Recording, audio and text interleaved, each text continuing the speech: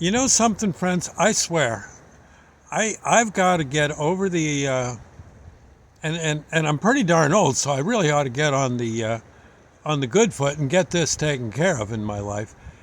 I I'm finding, and maybe you do the same thing. Do you like? I don't know. You hear maybe something you're going to have to do a certain chore at work, or maybe in your yard, or there's going to be a meeting at the bank or something with one problem or another. You've got a repair job that's got to get done on the car, and oh, how are you ever going to, yeah, and you lay in bed at night just sweating it, right? Wide awake, you can't go to sleep. So what do? You turn on the radio, and what's on anymore? It's there's no one playing sweet, beautiful music. there's there's nothing but people arguing with one another, or these hosts that that tell you about all the awful things that are coming our way if we don't watch out. We got to keep an eye on those commies, or we got to keep an eye on those Republicans, or those Democrats, or those, oh my God, those filthy liberals. And chances are, all those people you hate, if you knew them well enough, that the talk show hosts get you all worked up on, all those people you're so sore about, chances are you'd like them if you met them. Yeah, chances are you would, for crying out loud. Or certainly not hate them that bad. You might find that you'll be amazed to see that they hate you, but once they get to know you, well, they might rib you a little bit for being a for being a commie, or being you name it, and they're and in the long run they'll decide, gee, this clown I've been sore about, he's not such a bad guy, huh? I mean, it's like you see all the wrestlers on TV. It's sort of like the wrestlers you see on TV pounding on each other, literally seeming to break each other's legs and throwing each other out of the ring. A lot of times those guys, I think after the match, I think from what I've heard, they go out and have a few beers, and laugh about it. They both made some good money, and they weren't out to really. It was an exhibition. They weren't really out there to kill one another. I don't know, but I think sometimes I think we gotta kind of let that anticipated anger go. Sure, someone walks up to you and pokes you in the ear.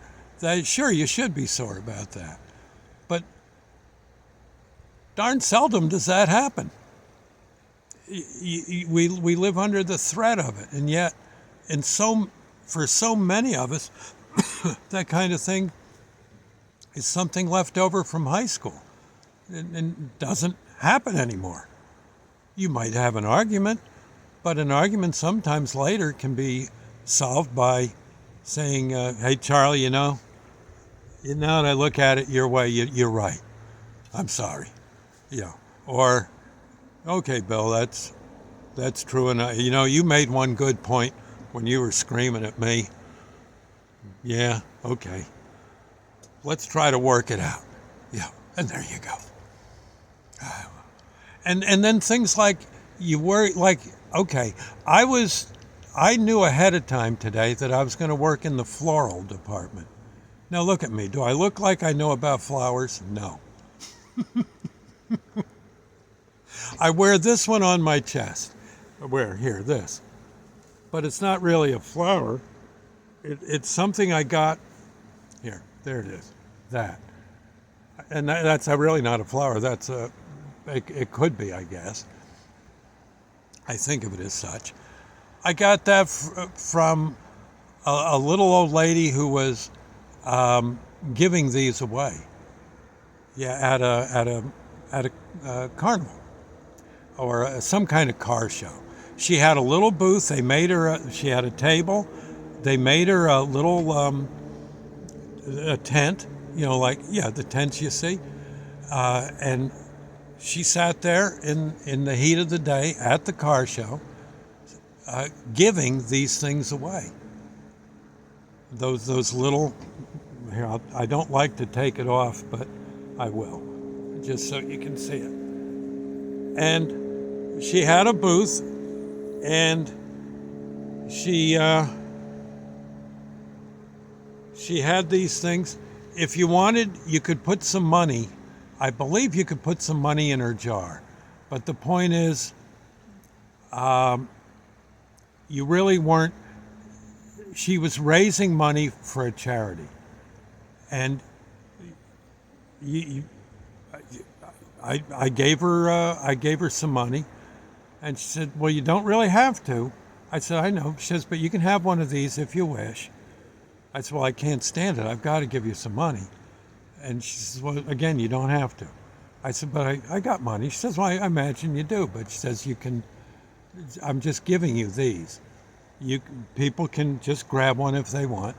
And she had a big sign up saying free. And there were people that just took them for free. But I just had to pay her.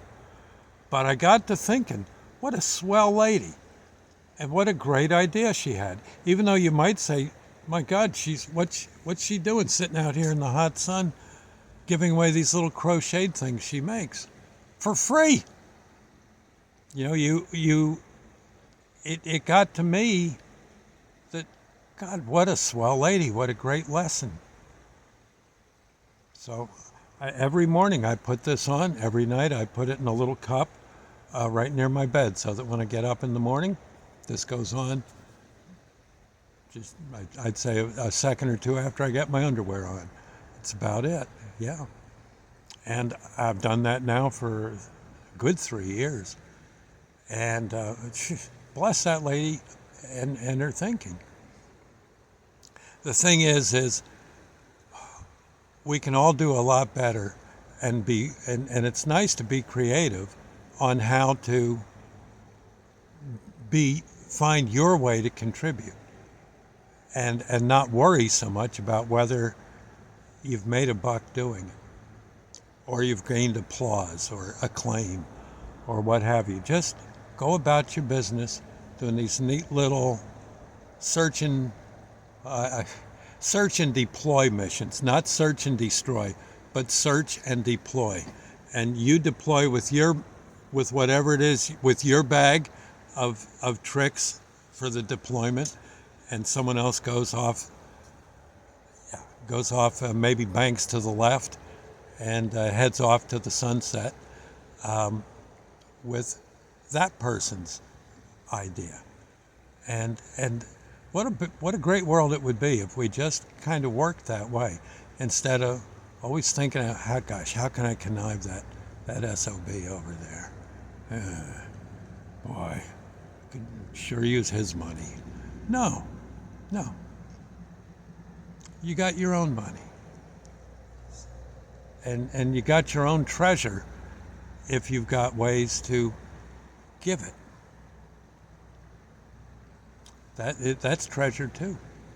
Anyway, thought I'd say, I don't know if I made even the tiniest lick of sense, but I think maybe I did.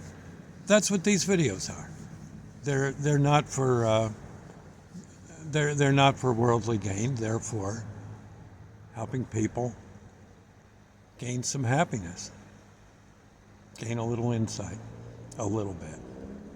Not that I'm chock full of insight, but I got a few ideas up my somewhere up in here.